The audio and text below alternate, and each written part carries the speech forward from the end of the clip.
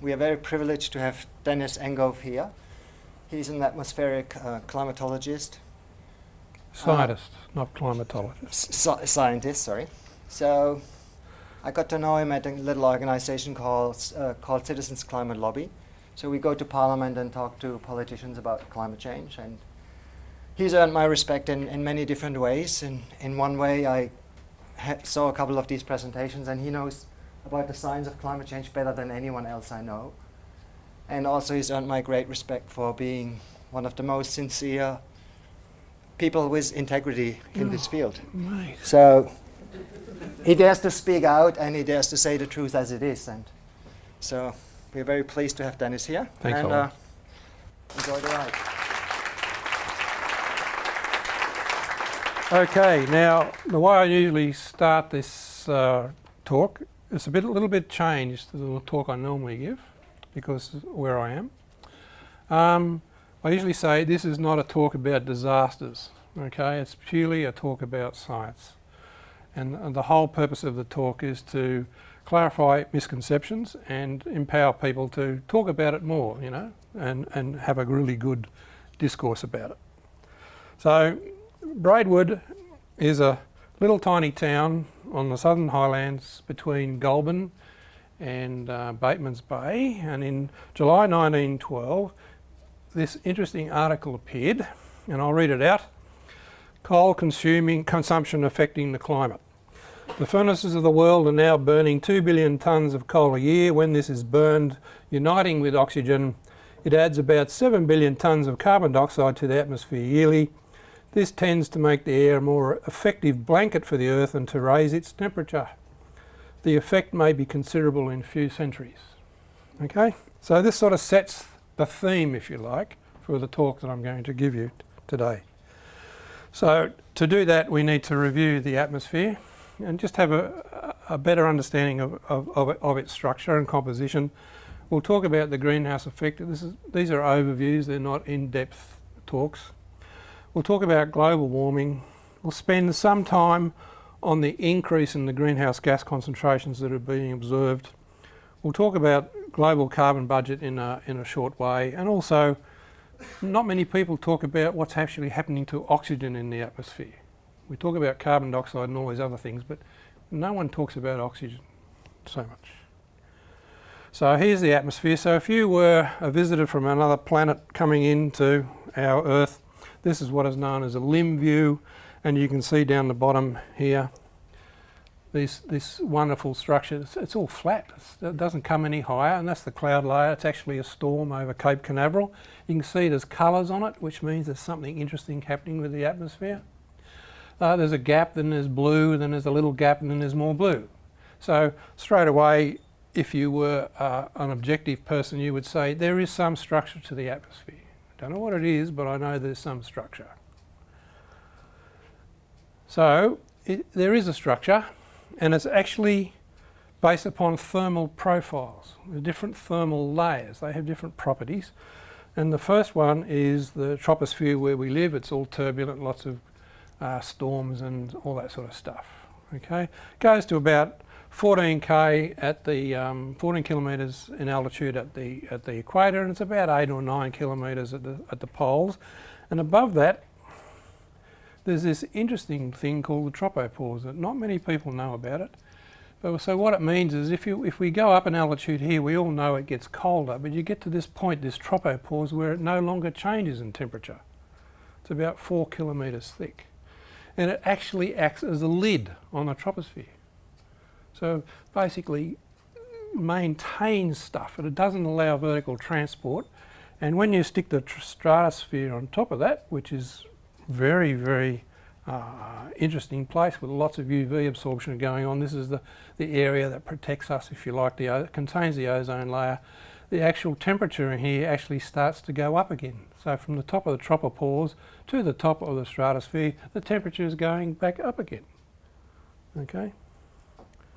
That heating, if you like, is caused by the ozone or the chemistry of oxygen that's going on in the atmosphere.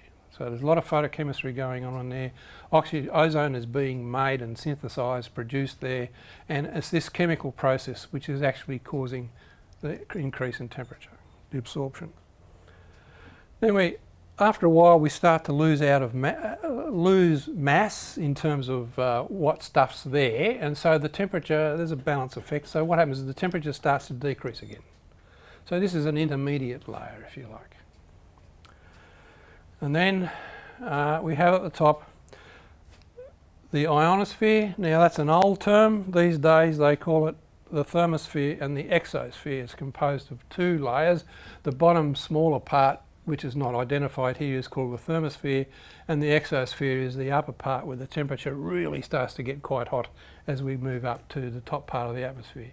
Now we've got here, we add 90 kilometres here to 350 thereabouts. We have 440 kilometres, and just out of context, the International Space Station is orbiting at around about 500 kilometres. So it's above this area, out of the ion-rich chemistry sort of part of it. You really don't want anything running around where it's too energetic.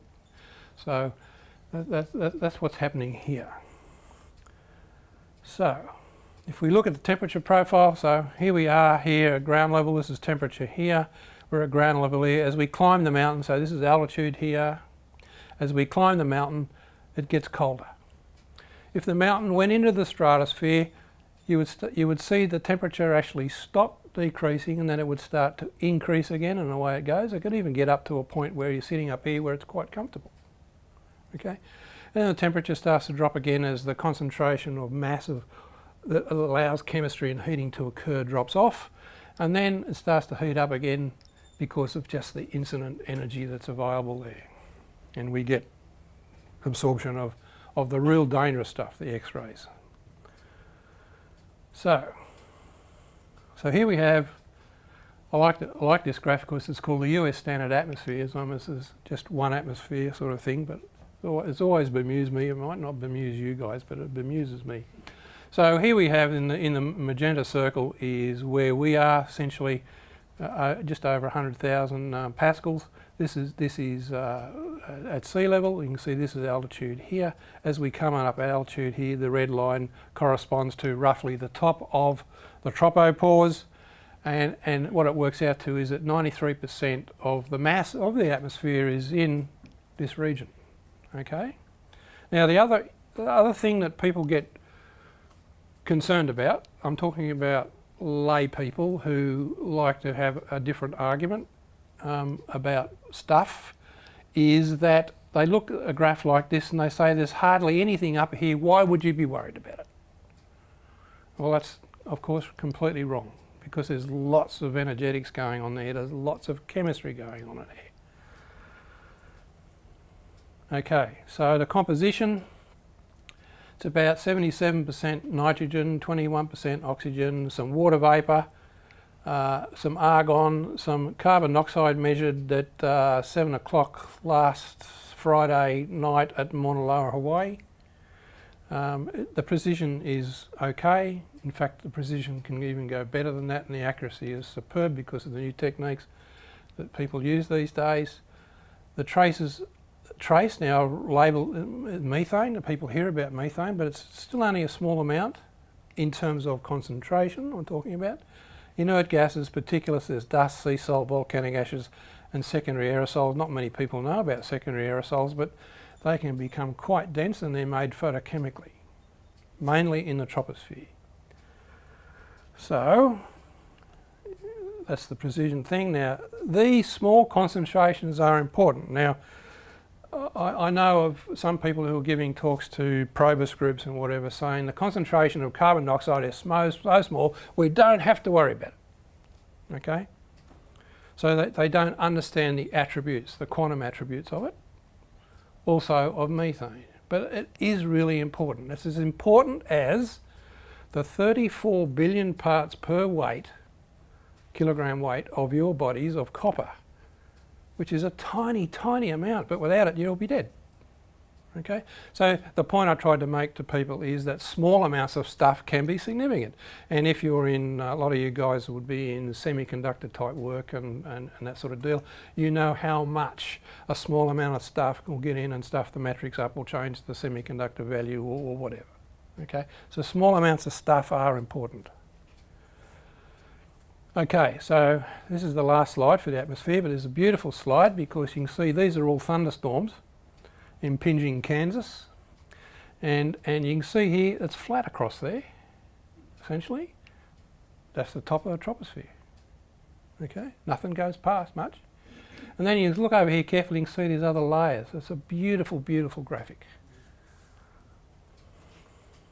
So the atmosphere is vulnerable if there's no magnetic field. So if you were living on Mars, you wouldn't want to live there. They probably all came here anyway, which is what it's all about. Okay, because the solar wind just blew it away. Okay, so our magnetic field protects our atmosphere. Then we have the notion of protecting life. So we know it absorbs dangerous radiation. It also burns up stuff. So you see stuff flying in. Every now and then something will land in Western Australia. It hasn't quite burned up, but generally speaking, stuff is burning up. There's stuff coming down all the time. It supports life, photosynthesis and respiration. So photosynthesis is what happens with plant and algae. They're actually fixing carbon, which is a really good thing to do because we can eat it as well. And respiration, and what a lot of people don't realise is that plants and algae also respire. So most living things are respiring or do take in oxygen. Oxygen concentration in the atmosphere is critically dependent upon plants and algae. Okay, so if we have no plants and no algae, we are in trouble. Okay, so the notion is that we really need to make sure that plants and algae are, being looked after. And this leads us into the rest of the talk. There's a natural greenhouse effect. Now, the Braidwood Dispatch Mining Journal told you that there was a greenhouse effect and sent the blanket. So this is the blanket, and it affords an average global temperature of about 15 degrees Celsius. How do you measure that? Well, you measure temperatures across the whole surface of the planet and then you surface weight them together. And that's basically the calculation. As long as you do the calculation the same way every time, then it gives you information over the years as you do this calculation, and that's what's happening. Okay? This is where this notion about global warming is occurring.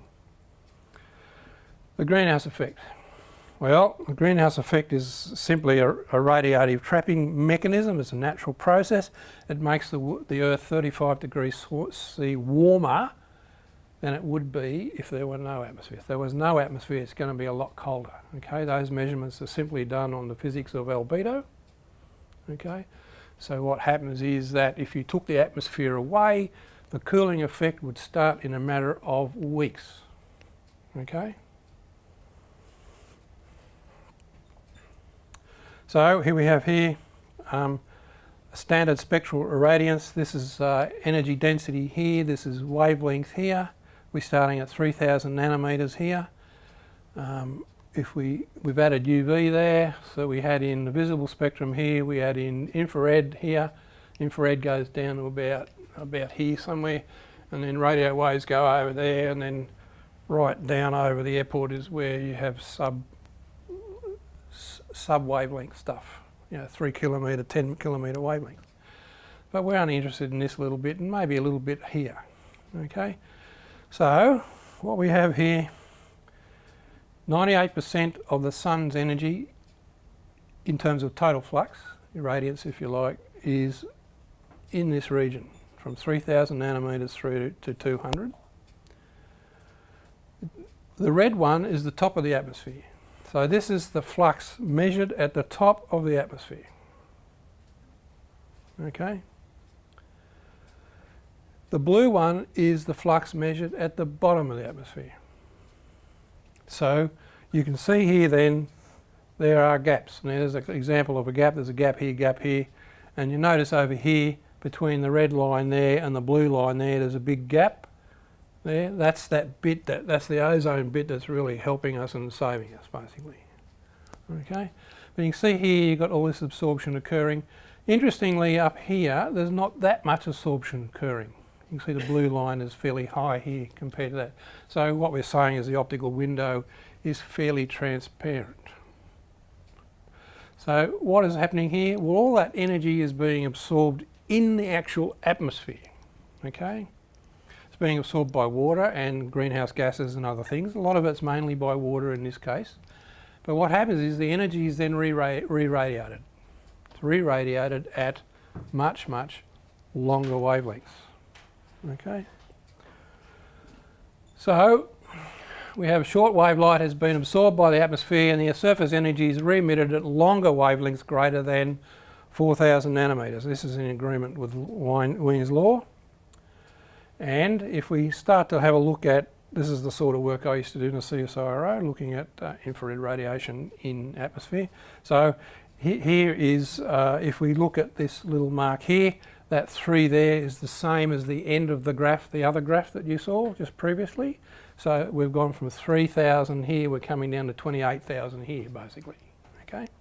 So if there was no absorption in this area, then you would expect that red line. Okay, but this is what happens. So you do get a lot of absorption occurring here. You get CO2 here, that is CO2 there, that is CO2 in there as well, and all those lines. There's a lot of lines of water in here, water, water, water. So, and ozone, there's, I think it's N2O is in here, and methane, there's methane over on the edge there. So the point I'm trying to make is that the infrared region is a strong absorber of, these gases are strong absorbers in the infrared region. So, in summary, the greenhouse gas radio traffic is controlled by gases that are strong absorbers of long wavelength radiation, e.g. infrared. These gases, what they call greenhouse gases, that allows people to communicate the fact that they are greenhouse gases. Water vapour. People talk about water vapour. Is water vapour a greenhouse gas? Well, you can call it a greenhouse gas if you wish.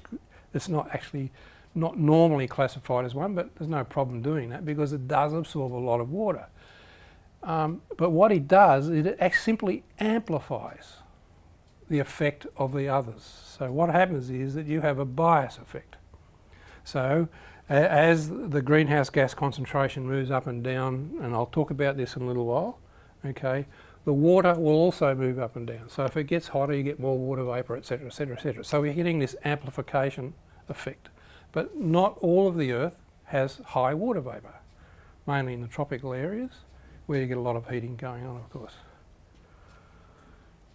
So, key greenhouse gases here, carbon dioxide, methane, halocarbons, nitrous oxide. There are others now. So, tropospheric ozone that's ozone made as a result of hydrocarbon pollution and the action of sun is quite dangerous from a respiratory point of view, but because in some regions, such as in say China, India, parts of Europe, certainly parts of the US, you're getting high concentrations of ozone. That ozone will absorb infrared radiation. Okay, so what we have here is these are the historical sort of concentrations. Carbon dioxide, fossil fuels, deforestation, agricultural fuel leakage from methane, refrigerants. This is a really important one because these are human-made ones, and agricultural combustion. N2O also comes from the failure of an automotive exhaust catalyst. So as an automotive exhaust catalyst is starting to run down and fail at that point where the light-off is no longer occurring, it'll start to generate N2O. So you really need to get rid of your catalyst and get another one in quickly. But people don't do that because it costs too much money. So this is the greenhouse warming potential. So if carbon dioxide over a 100-year horizon, so if it's carbon dioxide is 1, methane is 28 times more powerful, halocarbons 3,400 plus, they may go to 10,000, even 15,000 times worse, 265 for nitrous oxide. This is the various contributions to the current effect that this data is coming from a compilation CSIRO, IPCC, which is Intergovernmental Panel on Climate Change, National Oceanic and Atmosphere Administration in the US, 65% contribution, methane 15, halocarbons 14 and 6%. Now this is particularly a worry from a civil engineering point of view and a product design point of view. If the concentration is so small here, really tiny, it's delivering 14% contribution.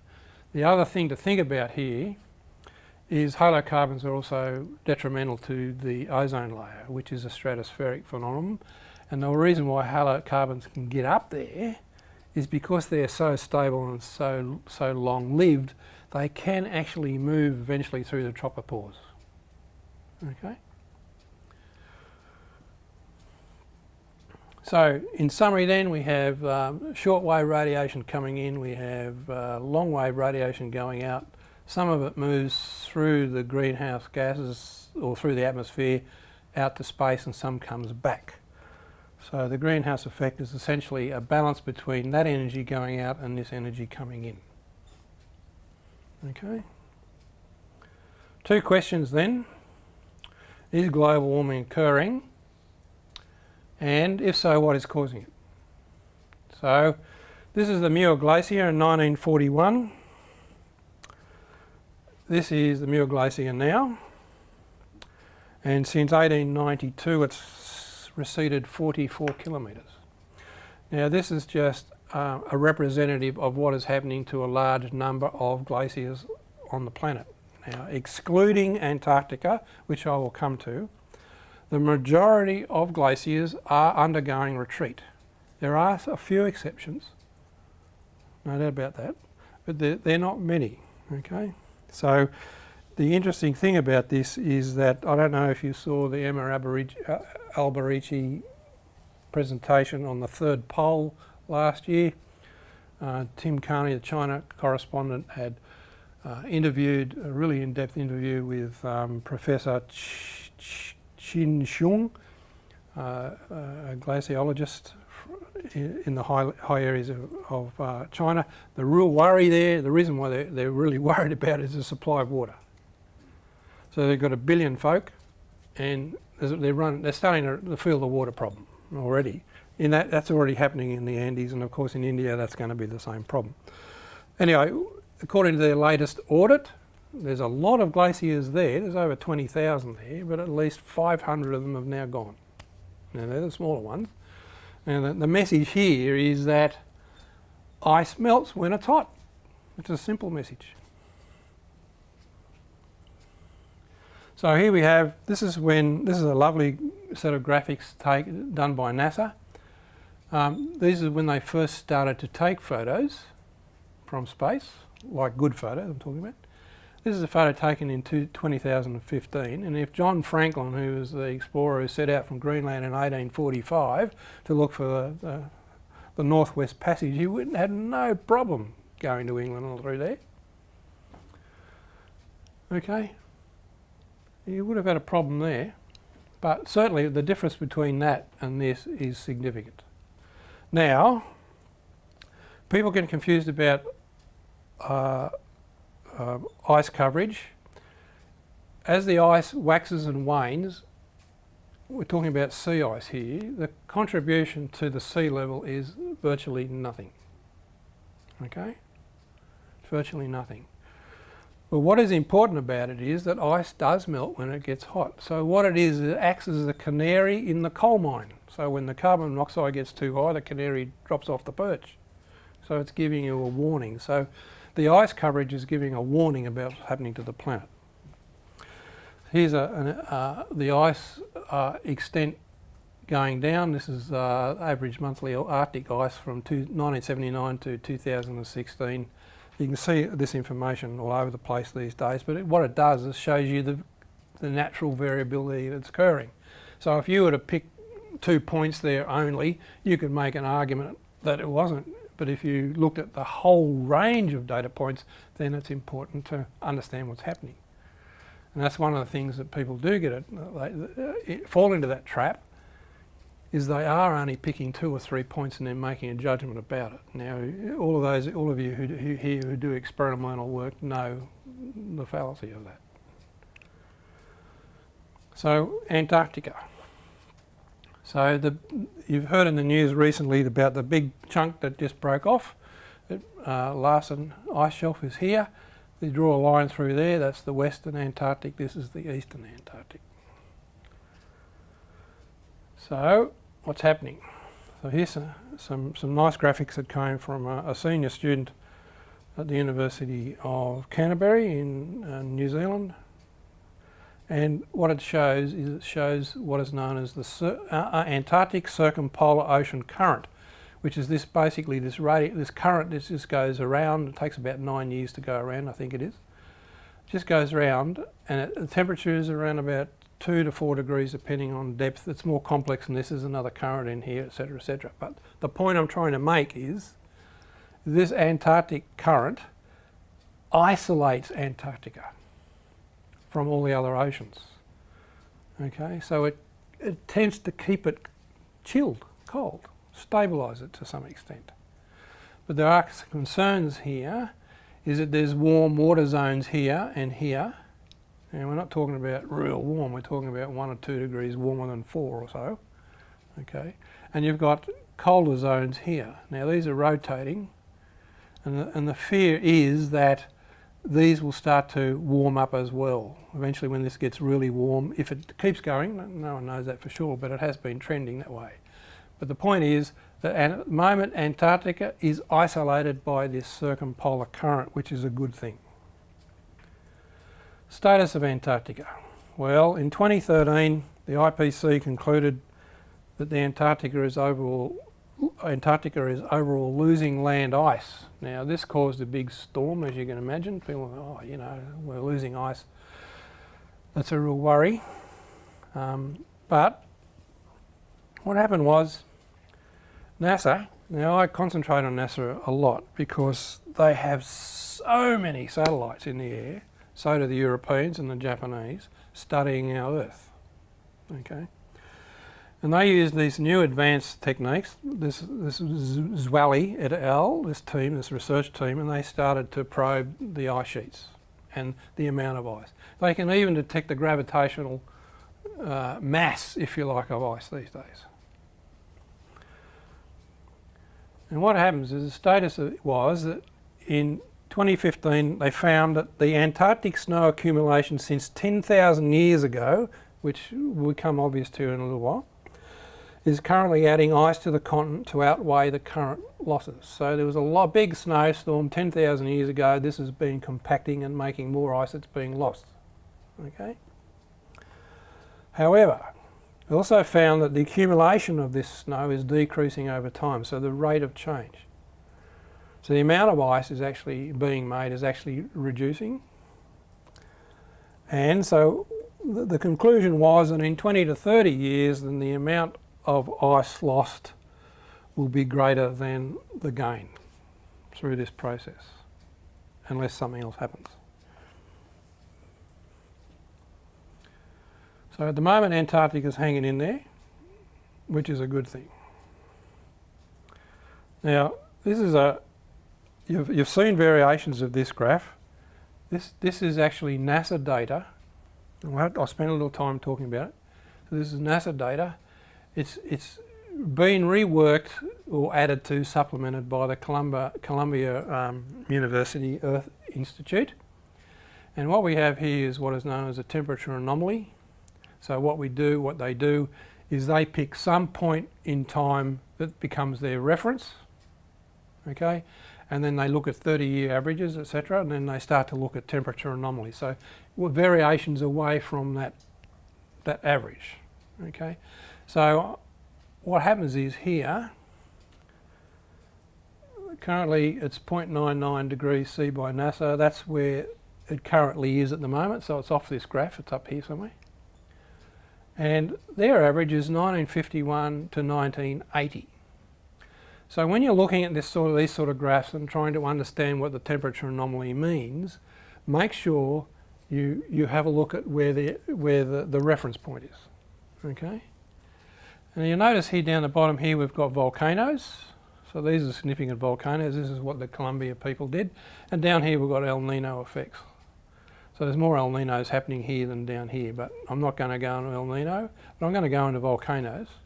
So this is where Krakatoa erupted in 1888, I think it was. It produced a worldwide cooling event. There's no doubt about that. There's another event here which produced a small event. This is World War II. So they don't know whether the use of black powder in World War One, whether it had an effect or not. There's a lot of people jumping up and down about that. But what happens is there's no simply a cooling sort of effect there. Anyone can see that in this data because there's quite a long range of data. Then the temperature starts to advance again up here. This is, hang on, Pinatubo here. That was, and this is El Chichon here. I can't remember what that one is. Mount Agung. It produced virtually no effect, but these, in terms of stratospheric cooling, but these did. So these eruptions actually penetrated material above the tropopause into the stratosphere. Okay, they did cause a cooling effect. But if Pinatubo, which was supposed to be the second biggest eruption ever in modern times, produced enough greenhouse gases to be greater than all greenhouse emissions by humans, then we would expect a huge transition to occur at this point in time. And I'll talk about that later. Nothing happened. What we got is a slight cooling effect. That is a cooling effect, I'm telling you now. I'll show you later on why. So, if we go a little bit further here, we look at NOAA. This is independent data coming from a different place. I haven't put their plot there, but I'm just saying that they reckon it was 0.94 degrees above an average of the whole 20th century. So what you've got to be careful of when you're looking at these numbers is to figure out what the reference point is. Okay, so how can we look at this? Well, we look at this way. So here we have 4 independent data sets here, 2 American, 1 English and 1 Japanese, and they're all overlaid here to the same reference point, and you can see they're all in pretty good agreement. Okay, so the point I'm trying to make is we're not relying on one set of data. And if you were to take any 3 data points there, you could make any hypothesis you like. Okay, so what the point is, you have to take the data across the whole domain. Sea level, hey, now this is a really good one. I have a colleague who does similar lectures, talked about sea level. The guy went down to his house at Newcastle. He lives on the water. He had been taking measurements all his life just out of interest, and said that it hadn't moved, therefore there's no such thing as sea level. Okay.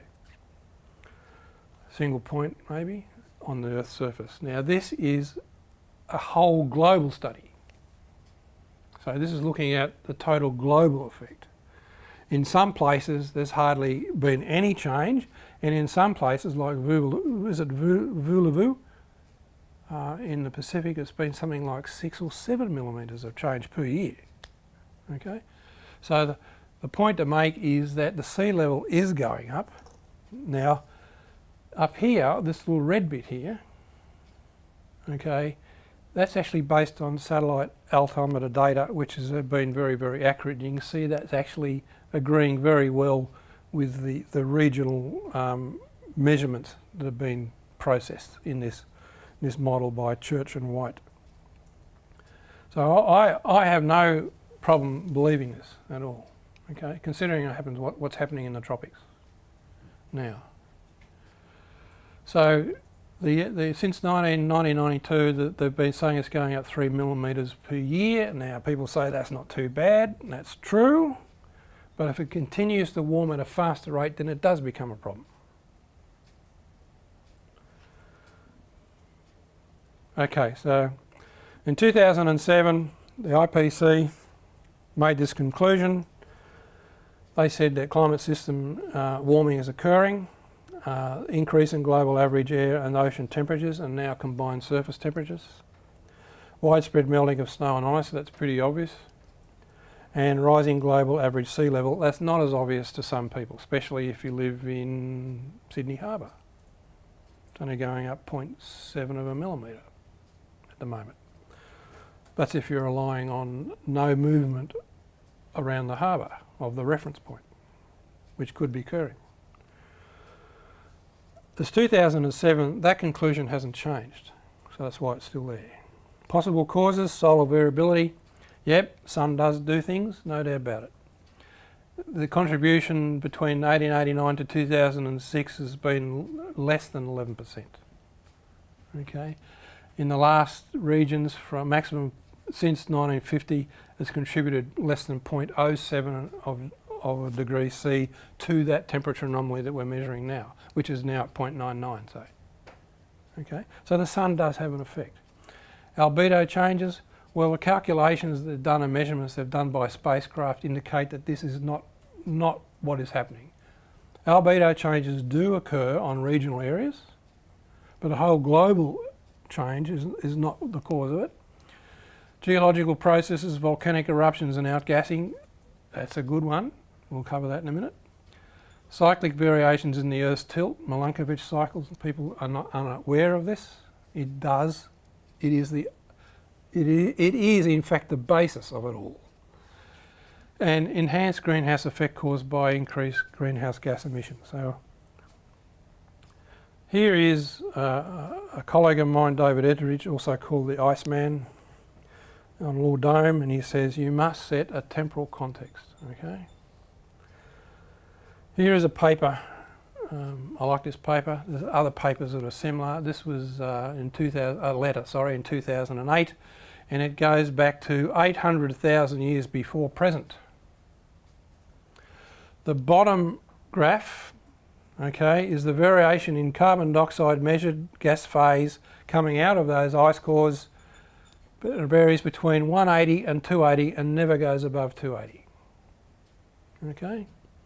Up here is the temperature anomaly, and you can see it's varying up and down in concert with these, slightly lagging, which is fair enough. And here, this is measured simply by looking at the oxygen 18 oxygen isotope equilibrium. So in cold water there's less than in hot water. But the point to make here is that we're having these changes occurring regularly every 80,000 years or so. Let's set the human context on this. So the bit that isn't green is the period of Homo sapiens. Okay? And you can see here that we're actually coming out of an ice age, and we're probably at the top of that cycle now, Milankovitch cycles. This is simply caused by the Earth shifting its orbit slightly, changing the energy dynamic because the different part of the surface is now directed towards the sun. You change the energy balance, equilibrium occurs. So what happens, you start to heat up, more gas comes out of the Earth, a lot out of the water, gets to a point where equilibration occurs, balance established, and then it stops. Okay, so if you alter the energy balance or the cycle, then you can go back the other way, which is what happens when it wobbles back the other way. Okay, that's just been going bang, bang, bang, bang. You can see it's fairly noisy because of natural dynamics in the system. So here we have a volcano god. Okay. Colburgo volcano in Chile just erupted, a magnificent photo. Okay. But the interesting thing about this from a structural point of view, you can see it plateauing out because the air is colder up there and it's getting to a point where this one, as I understand it, did not go into the stratosphere. It just looks good. Volcanoes and greenhouse gas emissions. Okay. According to the United States Geological Survey, which is an American government organisation which still is providing data, like NASA and like NOAA, all providing fantastic data, managing to isolate themselves from the current administration, which has been a bit problematic for people in science. And what they say here is the annual combined carbon dioxide emissions from land and undersea volcanoes is about 180 million tonnes. Okay. The latest information coming from the CSIRO, and you can get it from anywhere, is that human activities emit about 40 billion tonnes of CO2 every year. And when you do the sums, volcanoes are less than 1%. Okay. Now this has also been substantiated by that was in 2011. The British Geological Survey said it in 2005 when they did their reviews, and if you go and look for more reviews, you'll see that the concentration varies anywhere from about 150 to 300 million tonnes. But it doesn't matter, it's still less than 1%. Okay, so volcanoes, really important. Do they have effect? Not on the greenhouse directly, but indirectly, yes. Okay, so this is information that comes from Mauna Loa, the NOAA, this laboratory here. You can see this is total flux, percentage in total flux change. Mount Agung here erupted. There was a small change. This is the volcano in Mexico that I talked about, 1983. A significant change here, really, that caused a cooling effect. But you can see here it only lasts for 3-4 years. And here, Pinatubo, a huge amount of material was it didn't penetrate as high as here in the sense in terms of the peak flux reduction, but if you integrate across there, it's a significant cooling effect. But again, doesn't last for very long. Because the material is injected in the stratosphere, it's heavier, it just settles out in a deposition, and eventually it's gone. Back to the surface. In Australia, we have these key observational elements. This is Cape Grim, which is run by the CSIRO and the Bureau of Meteorology. It's in the northwest corner of Tasmania. It gets the Antarctic Ocean and air coming from the Antarctic, as well as every now and then it gets bush smoke from Melbourne. And down here is something that not many people know about. This is what is known as the Cape Grim Air Archive. So what they do is at certain periods of the year they will actually take a sample of the air and they put it in the library and they keep it. Okay?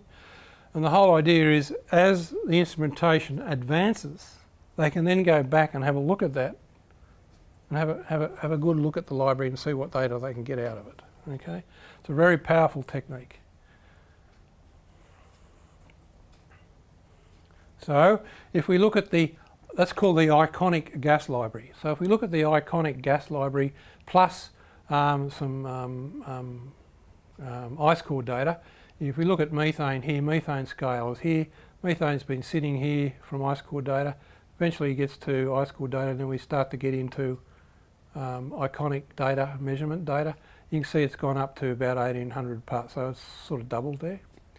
Carbon dioxide is over here. It's been sitting at around about 280, which is the top of the Milankovitch cycle, which you saw before, about 280. Eventually gets to about 1800 here, starts to go up again. And nitrous oxide is over here, same sort of deal. And the synthetic gases, that acts as a standard in a sense, so you make sure your operations are right. Nothing in the ice cores, which we would hope. And of course, you can see when it was started to be made back in the Lovelock 1930s or so, around about here it started to go up again. Okay, so carbon dioxide is a greenhouse gas. There's clear evidence it's been increasing since the late 18th century. Why is this so? So we're getting closer to the meat of the story. So to do that, we have to think about carbon in the atmosphere, and it occurs naturally as these two stable isotopes, which were there from the genesis of the planet. And it also has carbon-14, which is radioactive, which is made as a result of the cosmic rays' action on nitrogen. It makes carbon-14, which is radioactive, and it decays with a half-life of 5,700 odd years. Okay, so after 5,700 years, if you had that much carbon-14, you only have that much carbon-14. Okay. See here, this is 99%, and that's 1%. So this is Lord Howe Island, good example of algae and plants.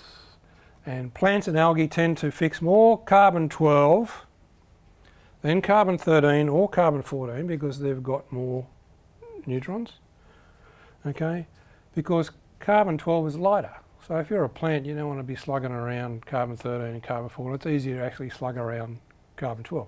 The difference is not great, but it is measurable, okay. So this means that if you were to measure the ratio of carbon-13 to carbon-12 in the plant, or carbon-14 to carbon-12 in the plant, you would find them both less in the plant than in the air surrounding it. Fossil fuels, well, they were laid down in the Carboniferous times 300 million years ago, or the Permian times 250 million years ago, and as a result, if there was carbon-14 in them, there's no more carbon-14 in them. So, here we have carbon-12 CO2 and delta-13. Now, I talk about the ratio of carbon-13 to carbon-12. That's what this is, okay, relative to a standard percent terms. So just think of it as the ratio of carbon-13 to carbon-12 in simple terms. So what we have here is carbon dioxide going up in concentration here, and we have the ratio coming down in concentration. Carbon dioxide is going up, so something is making more carbon dioxide, but the ratio is coming down. Okay, why is the ratio coming down? Well, when you look at the sources of carbon dioxide that are available now, there is only one available at the moment that anyone can conclude, and that's simply anthropogenic emissions, fossil fuel emissions, less carbon-13. It comes to 2010 here, that's on purpose because we're going to go a little bit further with it. This is new data. Oh, sorry, that's called the Swiss effect. That was originally detected by a Swiss mass spectroscopist who was just using air to calibrate his instrument, and every now and then he'd use the air and he just found that the carbon-13 to 12 ratio was going down. And he asked the question, why is this happening? And bang, all of this came as a result of that. So this is where Mount St Helens happened. No change in the graph. El Chichon happened, no change in the graph. Pinatubo, no change in the graph. A bit of wobble in the blue one, but no one knows if that's tied to that for sure. But there's basically no change in the graph. So if there was a huge injection of greenhouse gas emissions, CO2, from these volcanoes at that point, you would clearly see it here because that red line is hourly data. Okay, and there's none. So this is taking that other graph a bit further. So you can see that the red bit was going up here and the blue bit coming down here. But now we've extended those delta-13 measurements into the ice core library. This hadn't been done before, this has only just been started. Okay, and you can see here this is the carbon dioxide concentration here. There's the 280 that we know and love and cherish at the top of the Milankovitch cycle. And it's coming along about 1800, it starts to go up, bang, bang, bang, bang, bang, bang, bang, and away it goes, okay? And the delta-13, there's no change, no change, no change, no change, and around about the time that goes up, this comes down. Okay? So that means that at this point in time, a large source of carbon dioxide was being generated, which was diluting the carbon-13 in the atmosphere. Carbon-14, well, there's nil carbon-14 in coal, for argument's sake, or in fossil fuels generally. If we now apply the same sort of thing to carbon-14, you can see the carbon dioxide going up and the carbon-14 ratio coming down. Okay, so this little wobble you see here, what is the wobble? Well, that is the variation in the vegetation cycles in the northern hemisphere.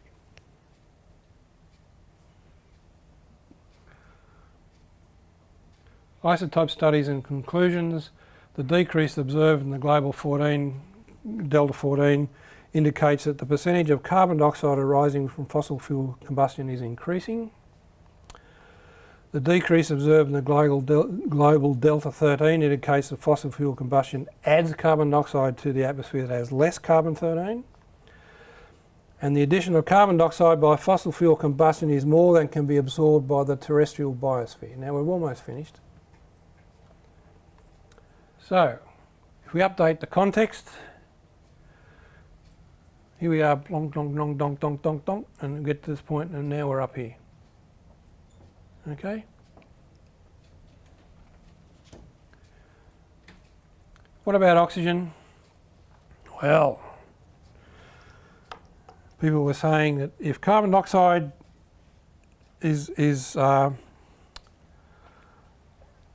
increase is caused by fossil fuel combustion, then we should be seeing a loss of oxygen.